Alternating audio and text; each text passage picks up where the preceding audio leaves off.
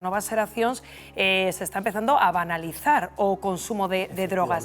Fíxanse na voz de alarma que daban neste caso os profesionais sanitarios, concretamente o doctor Juan Atei, co que falábamos esta mañá, despois de detectar que o 75% dos infartos que están a sufrir menores de 35 anos que eles atenden aí no Chus é por mor do consumo de cocaína.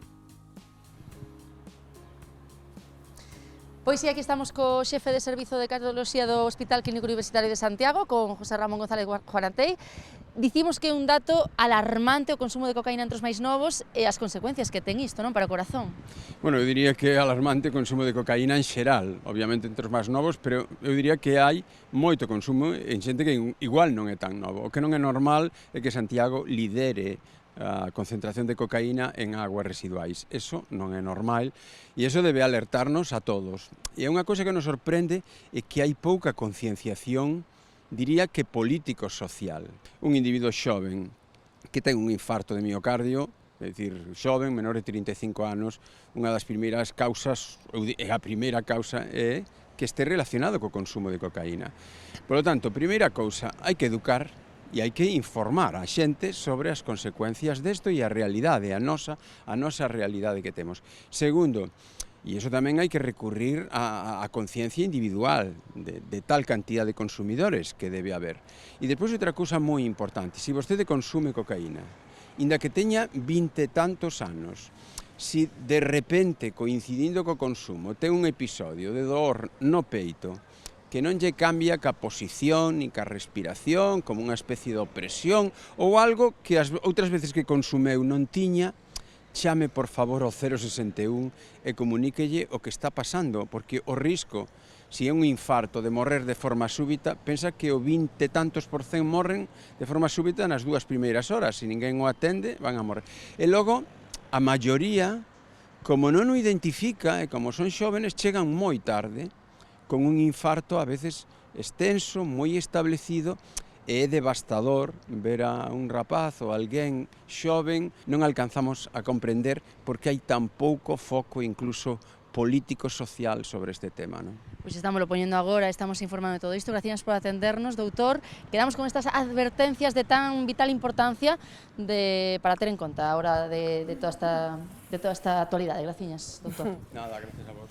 Por suposto, informar, educar, non, como dicía o doctor Juan Atei, porque claro, probablemente non, Carla, un rapaz de 30 anos, non, que te sintes aí con forza de que podes con todo, non pensas igual que che vai a provocar un infarto o consumo de cocaína, non estás atento aos síntomas, como dicía o doctor. Bueno, eu aí son un tanto máis crítica, porque 30 anos xa é un adulto, unha persoa que ten moitísima información, é dicir, é certo, comparto perfectamente o comentario que facía o doctor Juan Atei no sentido de que parece mentira que en Galicia, despois do vivido, no, ca droga, despois de tanta historia, no, da heroína e da cocaína, hoxe en día estemos pois revivindo unha historia de outra maneira, porque as historias nunca son as mesmas, de outra maneira, pero a realidade é que hoxe a xuventude ten un nivel de información moitísimo maior, moitísimo maior. Pero por iso, ese é o paradoxo, é dicir, que a pesar de toda a información que hai, pois o que falamos moitas veces, se banalice, Pepo, o consumo, en plan, isto non pasa nada, e despois temos esa alerta do Chus, e que nos están chegando infartos de xente tan nova por culpa das drogas, non? Este é un dos temas que consigue que me poña serio e de mal humor, así con certa recurrencia. Outro día xa falei disto, hoxe vou poñer un exemplo que pode ser máis gráfico incluso. Vamos a ver, chavala, espabilada. Se ti crees que se levas un balazo na cabeza non vas morrer, ou se ti crees que se che pasa un tren por enriba non che vai pasar nada, pois coas drogas é a mesma historia.